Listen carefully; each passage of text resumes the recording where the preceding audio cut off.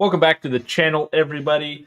Over the last couple of weeks, we've explored several different topics in regards to superheroes. We have Marvel versus DC, the inconsistencies. We did our top five of both Marvel and DC.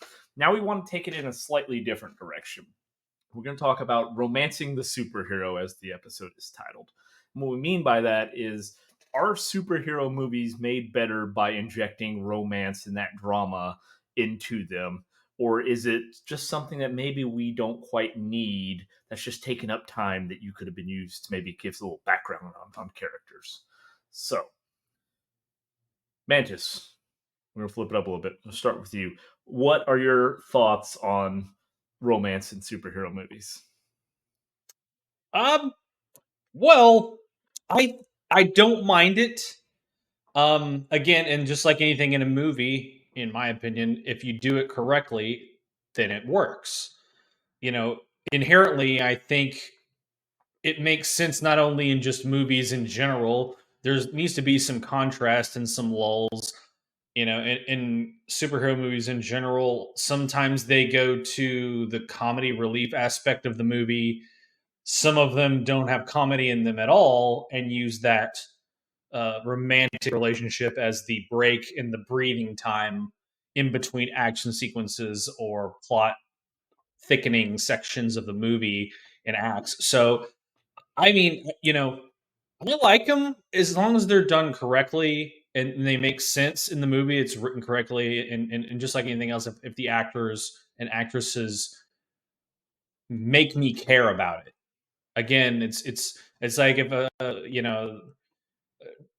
well, I know you're going to talk about the movie I was just thinking of, but I'm going to bring up Lois Lane and Clark Kent is the original couple. They were that in the comic books. It only makes sense to bring that to the big screen as well. She's an integral part, as well as their relationship is an integral part of his development as an Earthling.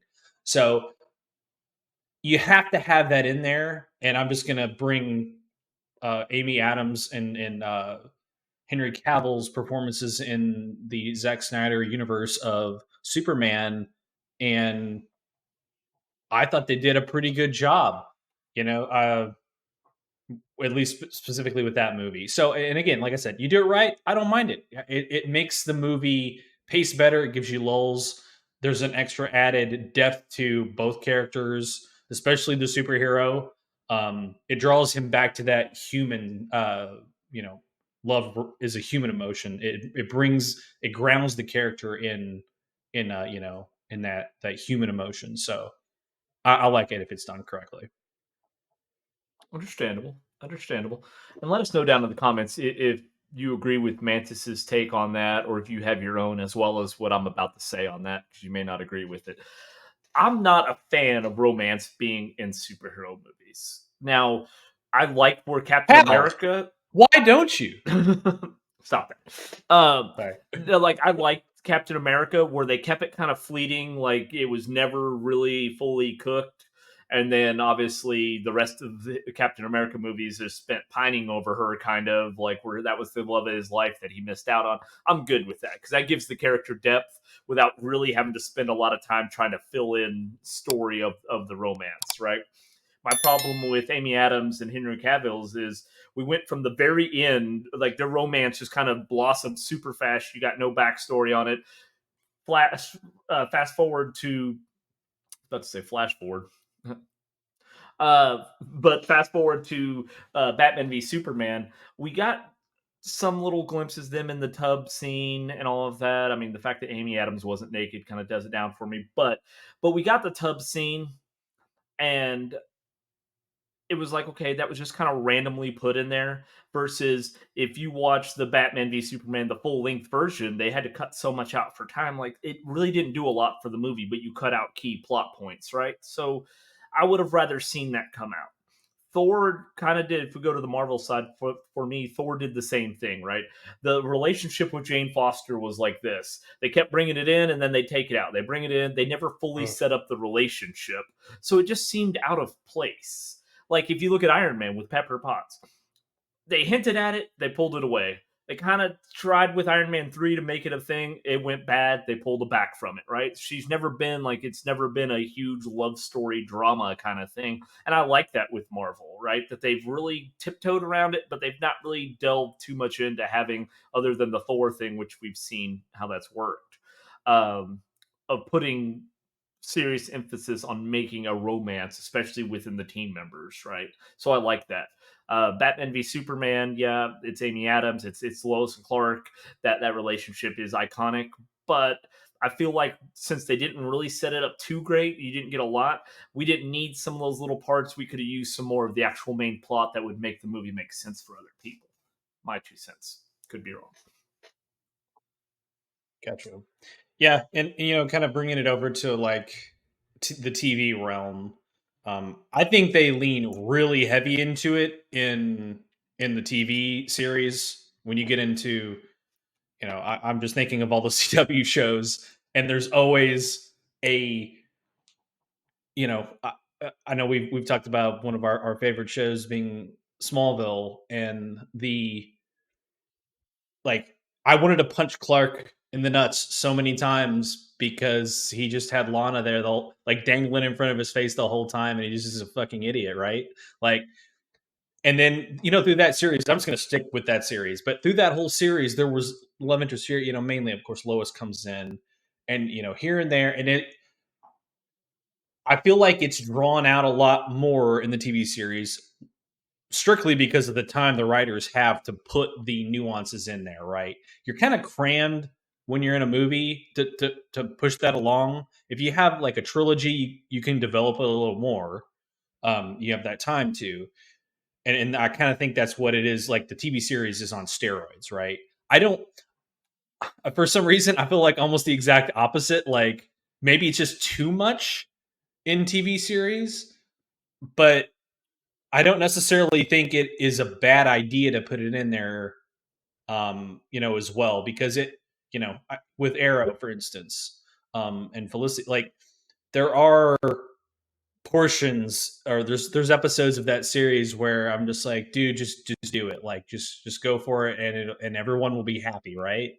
And then it's the greatest thing when two episodes they're together and then something happens and just shit blows up, right? Like you're just like, fuck, man, why we waited 3 seasons for this, and then you just fuck it up, right? Like it's one of those, and again, it's an anger emotion, so it's an extracting emotion out of the viewer. It may not be the one that you wanted to feel, but you did, you know.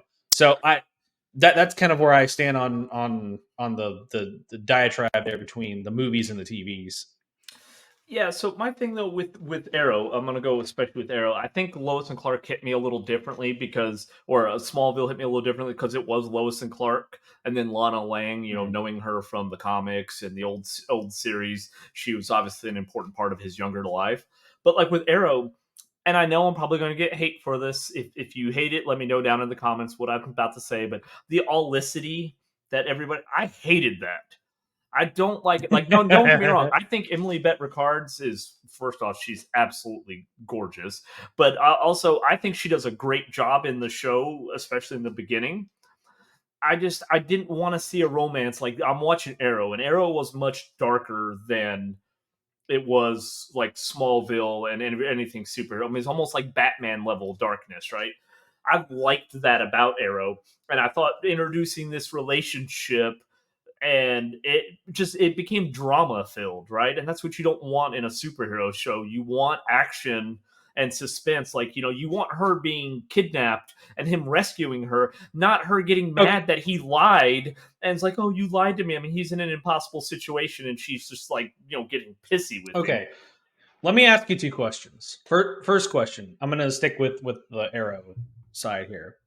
So let's say, for my interpretation of it is the reason you would have a love interest on a superhero, one, to keep him grounded, but two, it's the old trope. He has to be the Captain Save-A-Ho, right? Like she gets kidnapped or captured by a bad guy, and he has to come save her, right? That's a storyline, a tale as old as time, right?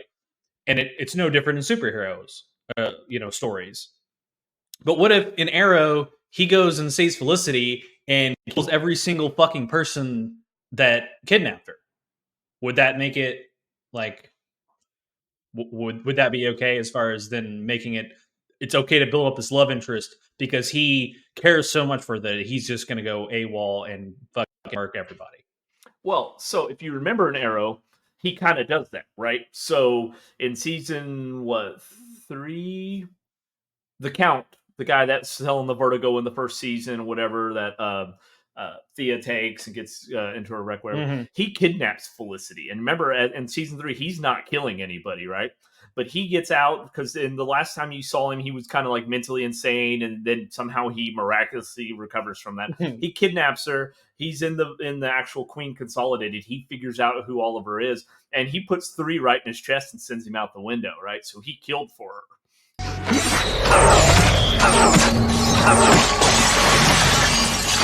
So he does kill for her, right? And I'm okay, but like Yeah. it's similar to like Captain America and Iron Man. Keep it at a distance. Like let their love be unrequited to where he is always fighting. Like she is the driving force that's keeping him good, but then also he will break the rules for her. But don't let it become a thing where it becomes drama filled, right? Because like if you think about it, she got mad at him for lying to her about his kid after the mother of his Mm. child says if you want any relationship with your kid, you can't tell Felicity, right? Pissed off at him, broke up with him, ended everything, canceled their engagement. To put you in, I know it was an impossible decision, but you were right. You should have told me. Yet in season 4 at the very beginning, she had been lying to him for months about every single thing she was doing. And he's like, I don't care that you lied. He's like, I just care about, that you said you were happy and you weren't. That's his big thing, right? I don't care that you lied to me. I don't care. I care that the entire time we were supposed to be away together, part of you was still here. So, like, again, it's this fucking double standard bullshit drama that's very classic in CW shows that it didn't need to be in a superhero show, right? Because they go too heavy into the drama. So, Okay, well, here let me ask my second question because it curtails into this. Do you think that the reason that they go really heavy into it in the TV shows and not the movies, in my opinion, I think it's way more prevalent in TV series of superhero shows. Do you think the reason they do that is to attract females and women to the shows? oh, I'm sure because I'm sure the character, and that's where the Olicity came. No guy came up with Uh, Olicity, right? And ships. I, Probably. I had to learn what that was when kids were saying, it's like we ship them. I'm like, what the fuck does that mean? But you gotta like start picking up on their lingo. And you're like, oh, you mean I'd like them in a relationship together? Okay, I get it. You concise, very concise, but fine. So yeah, Everyone's so that's they're so crunched on time. They have to make up short words for everything. yeah, Everyone's just shorthand got everything. too much Or going I, on. I just don't understand. I learned it through freaking Among Us. Um, so like yeah, it's probably what, and I get it. It's necessity in certain areas, like for in TV versus the movies, because again, movies you don't have time to develop the relationship, whereas TV you can. I just feel like, and there are. I'm not saying in every superhero show, but there are certain ones that I feel like you don't need to weigh it and put too much drama, too much relationship, too much focus on that because you know Arrow started out with just Arrow. It's just him trying to save Mhm. his city. And by the time it ended, what a lot of people hated was you had a dozen superheroes. It was a triangle kind of relationship thing where, bringing his kid into it and all this. It got too Yeah. convoluted, right? And it's like, I just want to see him back there just shooting people with an arrow, like season That one. that show I think that show towards the end was a bad example of how off the rails a superhero show could get, No, I think in it's my a good opinion. example of how off the rails. Sorry, that's what I meant. Yeah, Yeah. I knew. Yes. I was Exactly. just correcting it just so Yeah. somebody didn't say it. No, Exactly. yeah, it is. It Yeah. is a. And I think again, when you rely too much on adding that drama from romance, I feel like that's kind of what. And then obviously there's the we've talked before. We're not going to go into it, but the wokeness aspect. But yeah, Yeah. it pushes that a Sure. lot, and it can derail it. The question is though is, and we've kind of already touched on it a little bit, but what's its impact on the movies, right? Like, and we touched on Yeah, this. I want to circle it back. I want to get your opinion on it because this is probably the biggest one of both DC or Marvel that's out is the Thor, right? And its impact on yeah, that. So yeah. I so man, there was such a gosh, that movie is just so bad. It's hard for it's like you're and I know I mean you're talking about Thor Love and Thunder, right? I'm talking the In whole this series, the whole movie, series of that romance. okay. But you can start with Thor: Love and Thunder. I want to start with Thor Love and Thunder because it was just so bad of a movie. How beautiful. And I guess this is maybe I shouldn't start with it because it's so hard to overlook how terrible it was. Let me start at the beginning because it's a little bit simpler to talk about because it just wasn't complete dog shit. Although it did get bad really fast, but we both enjoy Natalie Portman. I like her as a cast in the movie. I mean, maybe she's a good actress. And maybe it was one of those cases where she played, like, she tried to play in Star Wars. It's almost like the same character to an extent. Just it's Natalie Portman playing Natalie Portman. You know, and I mean, it kind of is the same character in a lot of her movies. But there wasn't in the first Thor movie. He wasn't like, I guess maybe for parts of it, I guess he kind of you could see the writers tried to make him become attracted to her, but like for most of that movie, he was not like it didn't even cross his mind, right? Like it was more of a straight up action flick, an action superhero flick. You saw bits of it again. It wasn't super established to at the very end. Now they're kissing, right? And you're like, oh, Yeah. that escalated Okay. quickly. Yeah. But then you had the problem of you had the Avengers, okay, and Yeah. he came back to Earth, but he never saw her. So there was no more, and they even call it out in Thor: The Dark World. They She's do. like, "I saw you on the news." As excuses go, it's not terrible. But I saw you on TV. You were in New York. And so this girl that you loved after 2 days, which is the standard rom com, you give a weekend, you're in love.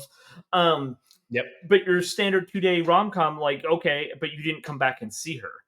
And then in the Dark World, you tried to set the relationship up a little bit, and it I don't think the relationship was the problem. I think the villain Malakath, I just don't think he was very well done. He didn't stand out as a Mm, villain. He was no different than any of the other Dark Elves. So I think that, and there's some stuff. I don't think their relationship was the true. issue. But then the problem was when you went to Ragnarok, there's no relationship. Yeah, Okay. it's like gone. Like Natalie Portman was busy that fucking 2 years they were filming, right? Even Or in Age of whatever. Like Ultron, they try to act like it and they try to reference, oh, Jane's this, that, and the other. But the problem is when you went to Love and Thunder, they try to give you this backstory of a relationship they never set up, right? yeah, but it's like it's trying to explain it away with two sentences of dialogue. Like it's just, I mean, do people like? And again, we're talking about going to the movies and watching this. Guys, I don't know. Maybe I mean, like for me, like I can see right through that shit as being complete horseshit, like lazy writing, or maybe they didn't want to bring her in. Maybe she didn't want to do the movie, but it's like you can't just expect the time to flow fine now, and then we just she's back for Love and Thunder, everything's fine, right? Like this is I don't know. You're right. Like it's so up and down, especially once you get to that. All of a sudden, it's like, holy shit, what just happened? Like, are we back in like now? I feel like we're in a like you said a rom com. What movie are we watching? You Well, know? and then they showed like, oh, they were living together. They did all this. Like, you never saw Thor spend that much time on Earth. They never referenced Thor spending that much time on Earth. It came out of nowhere. So the relationship to lean as heavy as it did in the love aspect of Mhm. that movie with her, like it wasn't set up, and it was between the love and comedy. They leaned so heavy into that it just the movie and what they did with Zeus. The movie was just a disaster for me.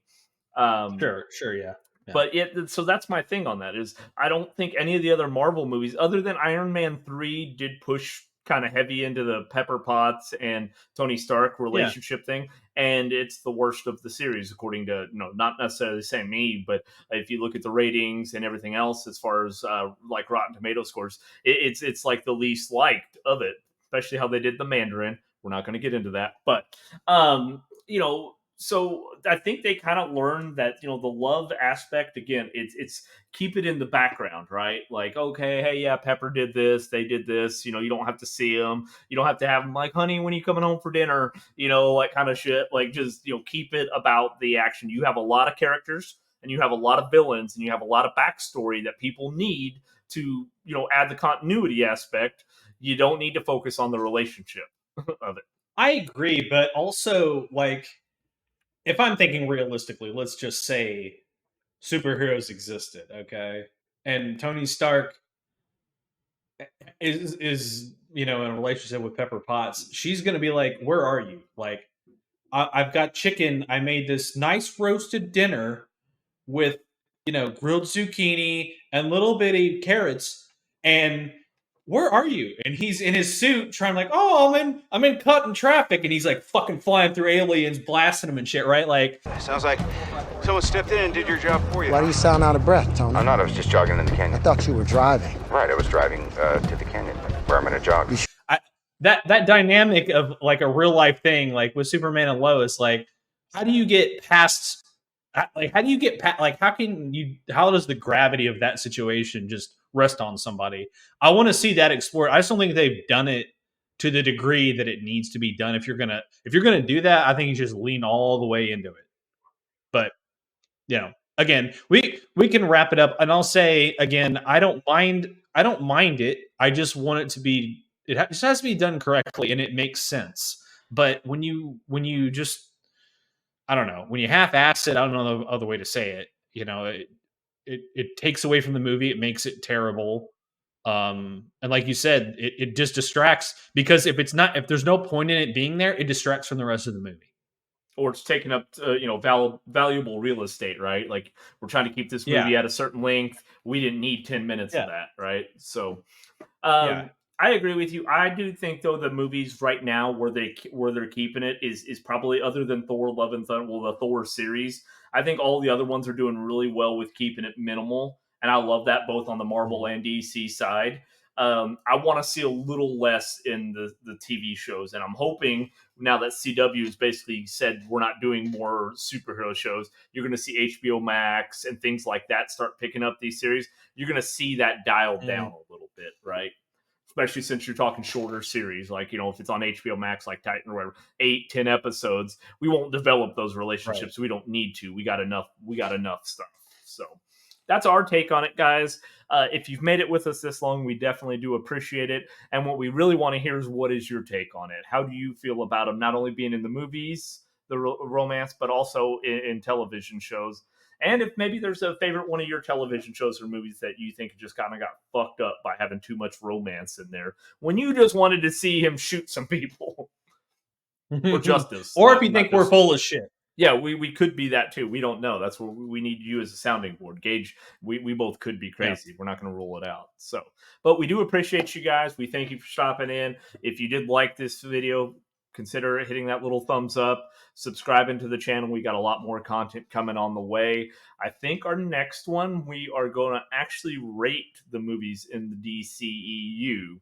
So definitely tune in for that one. That's going to be exciting because we will add our own 2 cents into our thoughts on the movies as well. So, Mantis, unless you Hmm. have anything else.